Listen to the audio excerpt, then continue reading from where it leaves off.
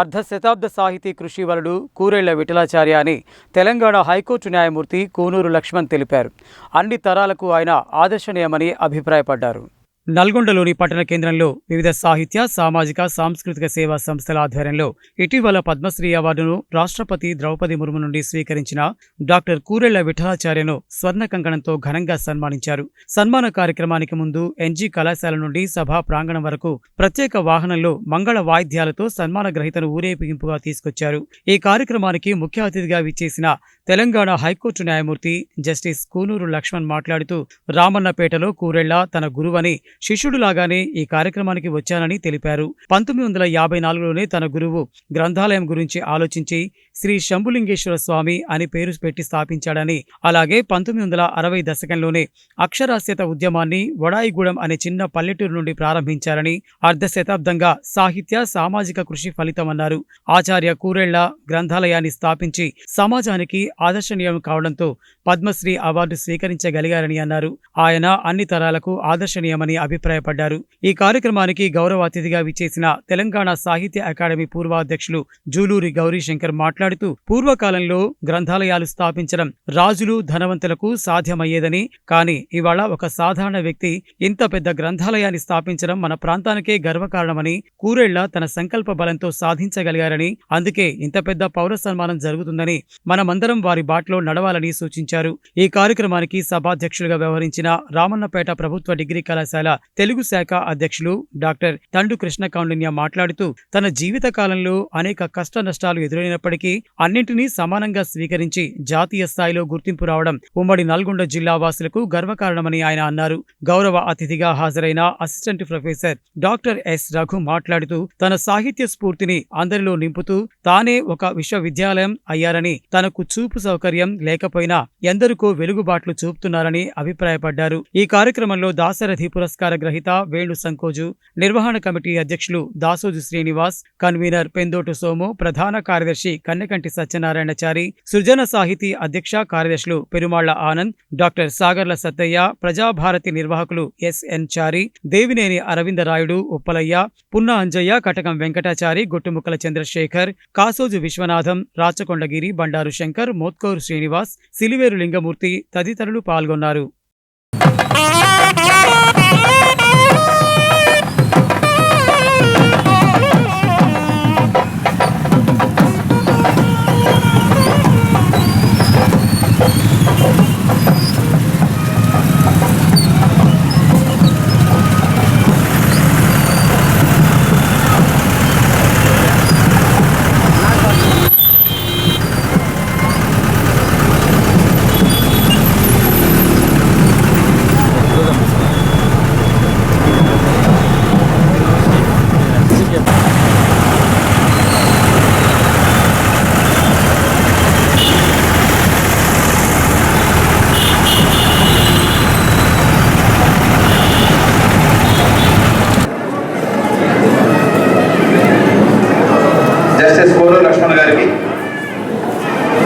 సన్మానం జరుగుతుంది. దయచేసి ఎవరు వెళ్ళకండి, అందరికీ భోజనాలు ఉన్నాయి. సభలో ఉన్న ప్రాంగణంలో ఉన్న పెద్దలు, చిన్నలు అందరికీ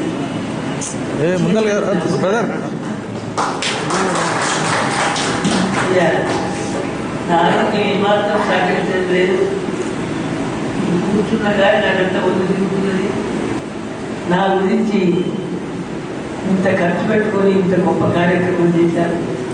ఈ కార్యక్రమంలో పాల్పంచుకున్న సంస్థకు, ఆ సంస్థ పెద్దలే, ఇంకా ఈ కార్యక్రమానికి సహకరించిన సౌందర్యం అన్ని సంస్థలు, విశ్వకర్మ సంస్థ పెట్టుకొని, దానికి సంబంధించిన సంస్థ పెట్టుకొని, సాహిత్య సామాజిక సంస్థ పెట్టుకొని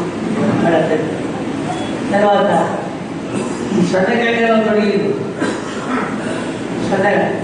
స్వర్ణకార సంఘములకు పేరున మేము నమస్కారం చేస్తున్నాను. వయసులో పెద్దవాడి కావచ్చు, కానీ మీ మనస్సులో పెద్దవాడు. మీరు పెద్ద మనస్సుతో పేరుతో చెప్పకుండా అందరికీ చెప్తున్నారు కాబట్టి నా కృతజ్ఞతలు స్వీకరించాలి. అయితే ఇక్కడ ఒక్క మాట చెప్పాలి. విశ్వకర్మ సంఘము ఇంకా సంస్థలు దీంట్లో ఉన్నాయి. నన్ను విశ్వకర్మ నాటకాలలో హైదరాబాద్ స్టేట్ గూడూరు రామకృష్ణారావు గారు ముఖ్యమంత్రి ఉన్నప్పుడు, ఎగ్గోటి విద్యామంత్రిగా ఉన్నప్పుడు భువనగిరిలో ఒక హాస్టల్ పెట్టారు, విశ్వకర్మ హాస్టల్. దానికి పేదరికం ఉన్న పిల్లలు తీసుకురాండి అంటే నన్ను తీసుకుపోయినాను.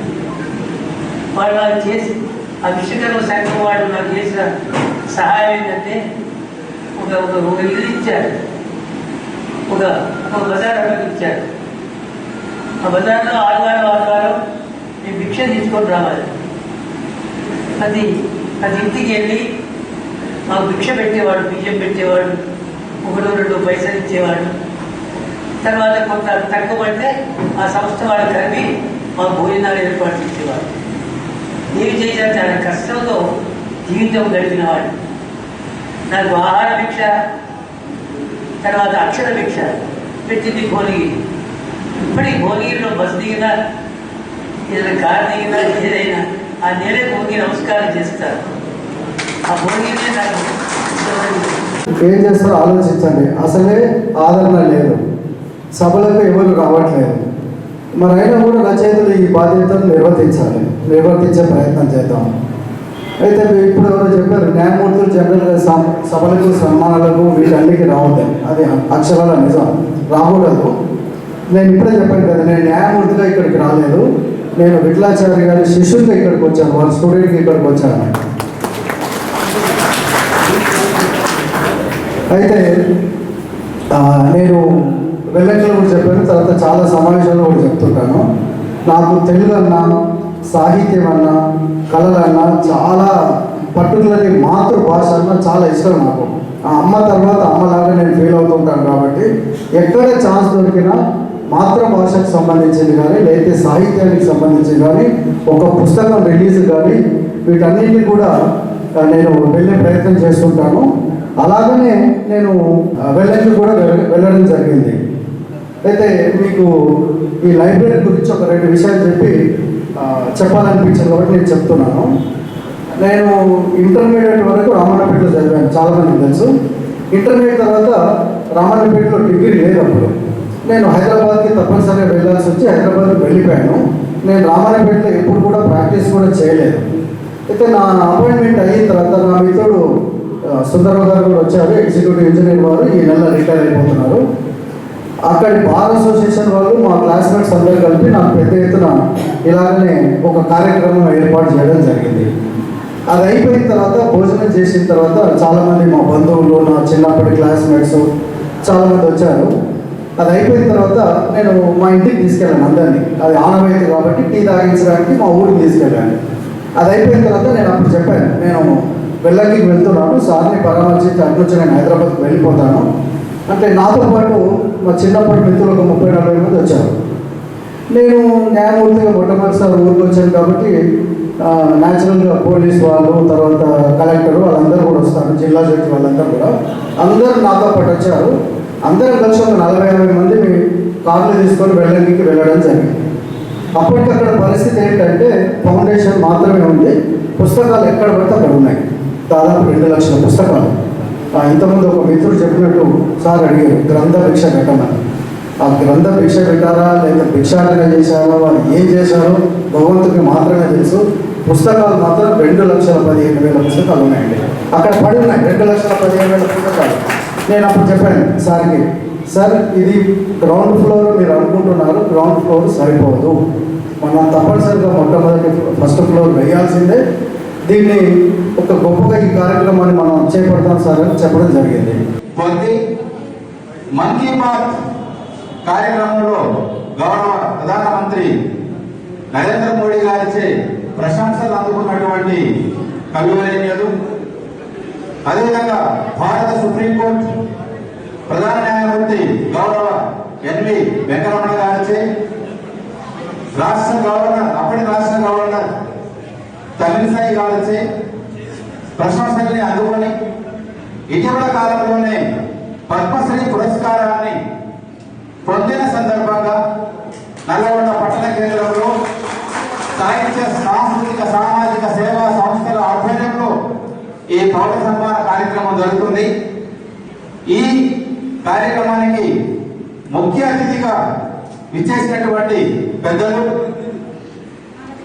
గౌరవనీయులు జస్టిస్ కోనూరు లక్ష్మణ్ గారు, గౌరవ న్యాయమూర్తి తెలంగాణ హైకోర్టు, వారికి శిరస్సు వచ్చి నమస్కరిస్తూ స్వాగతం పలుకుతూ